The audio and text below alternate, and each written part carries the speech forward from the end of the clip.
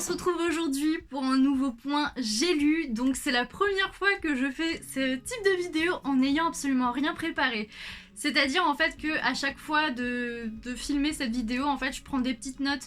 Alors que là, les 5 livres que je vais vous présenter, il y en a 3 qui ne sont même pas chroniqués sur le blog. Donc voilà, improvisation totale. Je n'ai aucune note. On va commencer avec Les sorcières de Pendle de Stacey Holz. Donc c'est un livre qui m'a été littéralement vendu de manière vas-y, ce livre il est trop bien, par Piketty Bookin, voilà, sur son compte Instagram. Elle m'avait tellement tentée que j'ai fini par l'acheter et par le lire. Donc on suit Fleetwood, qui est une adolescente qui est déjà mariée. Donc pour mettre en contexte, ça se passe au Moyen-Âge. Donc voilà, Fleetwood est mariée avec un homme et son devoir conjugale, c'est de mettre au monde un héritier, sauf qu'elle fait que des fausses couches et du coup elle apprend qu'elle est enceinte, encore une fois, mais que c'est une grossesse à risque. Donc elle va rencontrer une certaine Alice, qui est une sage-femme excellente, elle a vraiment confiance en elle, sauf qu'Alice est accusée de sorcellerie, donc Fleetwood va littéralement tout faire pour protéger et innocenter Alice. De base, c'est un livre qui m'intéressait beaucoup parce que c'est vrai que tout ce qui est sorcière, bon, j'ai plusieurs livres sur la sorcellerie, mais c'est toujours hyper intéressant en fait, parce que même si c'est des livres fictifs, il y a toujours des faits réels en fait. Il y a vraiment des femmes qui ont existé dans ce monde, qui ont été soupçonnées de sorcellerie, qui ont été tuées, hein, voilà, c'est... Tout le monde le sait. Alors, au niveau des personnages, on a Fleetwood déjà, qui est cette jeune femme en fait qui désire absolument donner un héritier à son mari. Donc c'est une jeune fille toute mignonne, toute pimpante. C'est vrai qu'elle est... Moi, ce que j'ai vraiment apprécié, c'est son côté maternel. Le fait qu'en fait, après 3 fausses couches, il faut absolument que la 4e, elle soit... ce soit bon en fait. Pas parce que... Enfin, oui, certes, il faut un héritier pour le mari, mais en plus de ça, je trouve qu'elle a vraiment un côté maternel. Voilà. Et en ce qui concerne Alice, du coup, cette fameuse sage-femme, c'est assez particulier en fait, parce que c'est l'opposé, je trouve, de Fleetwood. Donc c'est-à-dire qu'elle est très froide, elle est...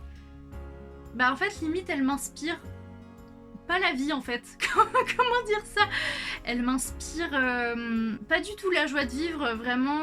C'est une femme qui a peur, qui est très inquiète, qui sait très bien ce qu'on dit sur elle, qui vraiment... Je sais pas moi, c'est comme ça vraiment que je le ressens, comme si c'était...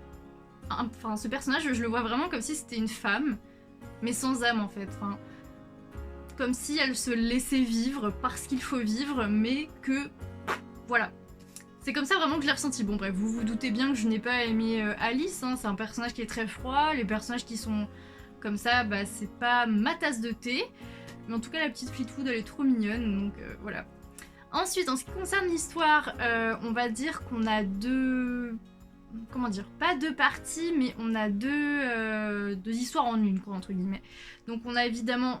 le Fleetwood et Alice, donc qui veillent à ce que la grossesse se passe bien, mais en parallèle on a une enquête sur la sorcellerie des potentielles femmes de ce village. Pardon. Je vais être très franche avec vous, la partie enquête ça m'a pas du tout intéressée, je me suis vraiment ennuyée. En fait je me suis aperçue que finalement les on dit donc machin visiblement c'est une sorcière, machin aussi et bidule, voilà, c'est pas trop ma tasse de thé, mais j'ai vraiment apprécié suivre les filles, la grossesse, enfin voilà. En fait c'est mon côté maman qui est ressorti dans cette dans ce livre, enfin mon côté maternel plutôt, parce que je ne suis pas maman. Mais voilà, donc écoutez, j'ai quand même passé un bon moment.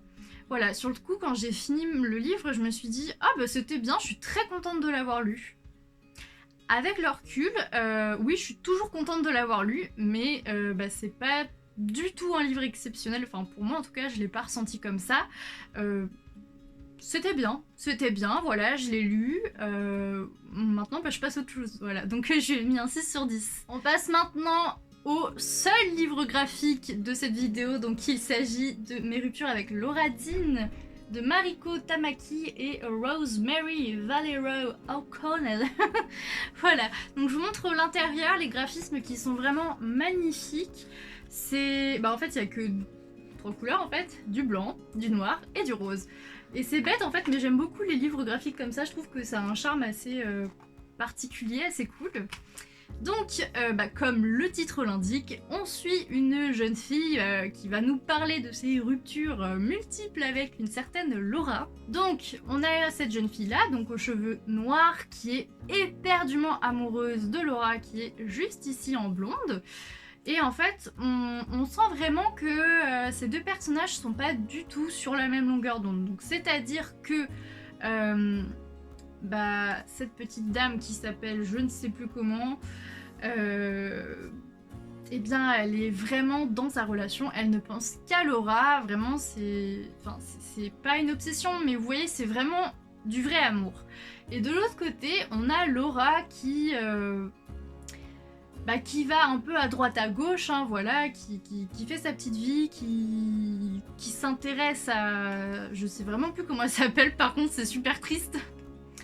Qui s'intéresse du coup à Cheveux Noirs, un peu quand elle en a envie en fait. C'est pas... c'est vraiment sur du très court terme, voilà, donc effectivement il y a eu plusieurs ruptures. Et du coup, c'est un livre du coup qui va nous parler de ça, de rupture, des sentiments qu'on ressent lors d'une rupture, et finalement l'évolution du personnage qui se dit ah en fait non, c'est Laura, c'est juste pas la bonne personne en fait. Il faut que je me réveille, il faut que je fasse quelque chose en fait. Voilà. Donc dit comme ça, j'aurais pu aimer, j'aurais vraiment aimé apprécier cette lecture, mais c'est pas du tout le cas. J'ai trouvé ça extrêmement flasque. Flasque. C'est le premier mot qui m'est venu. J'ai pas adhéré, vraiment, j'ai pas trouvé ça, comment dire, transcendant. Je me suis ennuyée, j'ai trouvé que c'était très lent, très très lent.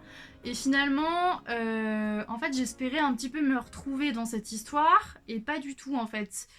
Les sentiments négatifs suite aux ruptures que vit cette jeune fille, ils sont pas vraiment exploités en fait. Donc tout ce que je recherchais, tout le côté émotionnel entre guillemets, je l'ai pas du tout ressenti.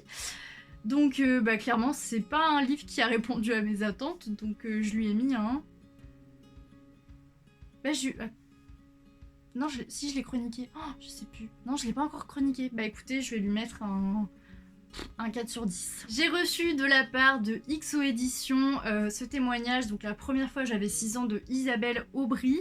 C'est un livre que je voulais absolument lire parce que le résumé m'a mis dès la première phrase des frissons dans le dos, donc je l'ai lu. C'est comme les témoignages, hein, c'est une histoire vraie, c'est une histoire qui s'est réellement passée. Je ne vous raconte pas dans quel état j'étais. Donc c'est un livre qui va parler d'inceste, puisque je m'intéresse de près à l'inceste et à la représentation entre guillemets de la société de l'inceste en fait. Donc j'ai lu ce livre, c'était très poignant, c'était vraiment poignant. Il y a vraiment des passages où j'étais très en colère, des passages où j'étais très triste, des passages où j'ai littéralement fondu en larmes. Voilà, donc c'est pas un livre à lire si vous êtes très sensible, donc déjà très sensible à la tristesse et très sensible au malheur des autres. Voilà, il faut savoir quand même se protéger. Si vous ne vous sentez pas capable de lire ce genre de livre, ne les lisez pas. Si vous vous sentez capable, vraiment je vous le recommande parce qu'il est... J'ai appris beaucoup de choses dans ce livre en fait. J'ai découvert une histoire horrible, et une femme qui s'est élevée, qui a ouvert la bouche pour elle-même, mais également pour tant d'autres femmes, et ça c'est juste incroyable.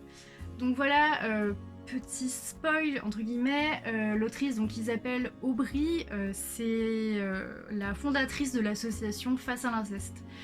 Voilà, donc vraiment je vous encourage à le lire, c'était un livre autant horrible que magnifique en fait. C'était vraiment plein d'émotions et je lui ai mis un 8 sur 10. C'est un récit que je suis clairement pas prête d'oublier. On poursuit avec Ce qui coule de Doven de Sophie Adriensen. Donc là c'est pareil, on est sur un sujet un peu tabou, un peu délicat. Donc on va suivre Garance qui tombe amoureuse d'Adam, qui est dans sa classe en fait. Donc voilà, ils vivent leur petite vie vraiment sur un océan d'amour jusqu'à ce qu'Adam apprenne qu'il est malade, donc il a un cancer, une maladie grave.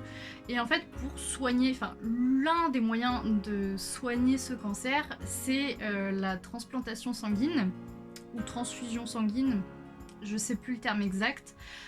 Donc Garance, elle est extrêmement heureuse de savoir qu'il existe un moyen de sauver son amoureux assez efficace.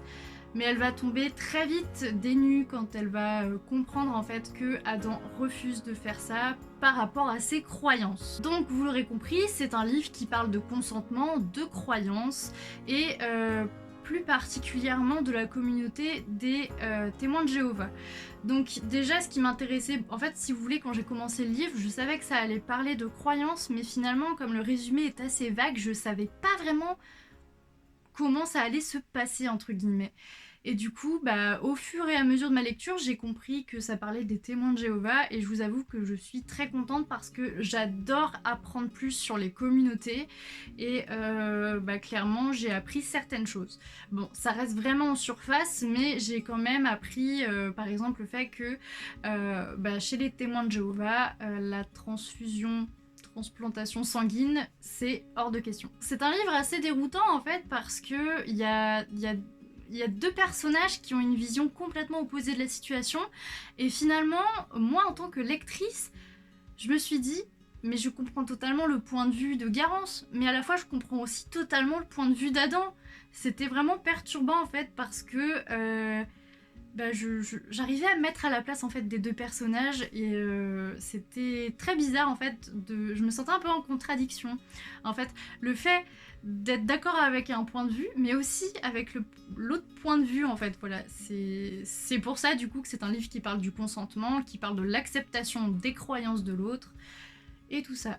Donc franchement, c'était une bonne lecture. Voilà, c'était une bonne lecture. Honnêtement, je pense que dans quelques mois, j'aurais un petit peu oublié. Mais c'était vraiment agréable à lire. J'ai appris pas mal de choses. C'est un livre sur un thème qui n'est pas souvent abordé, donc c'est encore plus cool. Et du coup, je vous le conseille. Je vais mettre 8 sur 10. On passe au dernier livre avant que la luminosité s'en aille. Donc c'est L'âge des possibles de Marie Chartres. Donc ici, on va suivre une communauté amie. Donc on va suivre 3 personnages, un couple qui font leur comment ça se dit, leur Rumspringa, donc c'est-à-dire en gros qu'ils vont s'en aller de la communauté où ils vivent, donc la communauté des Amish, pour aller entre guillemets dans le monde moderne et vivre un peu les choses qu'ils n'ont pas le droit de vivre dans leur communauté en fait, être vraiment dans la modernité. Et de l'autre côté, on a Temple, si on prononce ça à la française, ou Temple, si on la prononce avec un accent, donc qui elle n'est pas du tout de la communauté des Amish, mais qui est particulièrement stressée face à de nouvelles situations, à des situations inconnues.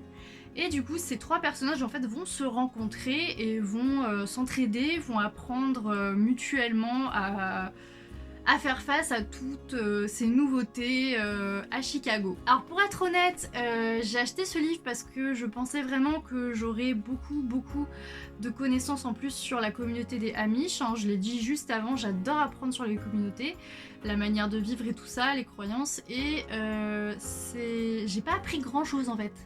J'ai appris un mot, Rumspringa. Voilà. Sinon voilà, il y avait... Bon, c'est vrai que ça me permettait de mieux contextualiser la manière de vivre de ces personnes. Donc le fait de vivre sans téléphone, sans voiture, et puis de vivre aussi tous habillés de la même manière, voilà, de ne pas avoir de miroir, de ne pas en fait avoir le droit de se regarder dans un miroir, enfin voilà, toutes ces choses. C'était super intéressant, mais j'aurais aimé qu'il y ait plus de choses au sujet de cette communauté parce qu'à mon avis il y a tellement de choses à apprendre, tellement de choses à creuser entre guillemets.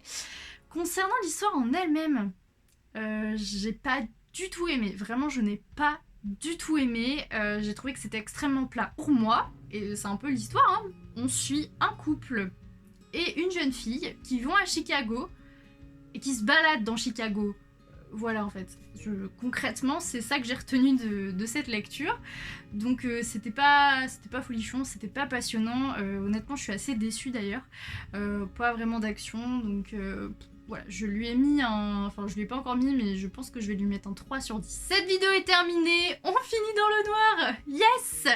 Je vous fais des bisous et on se retrouve la semaine prochaine, salut.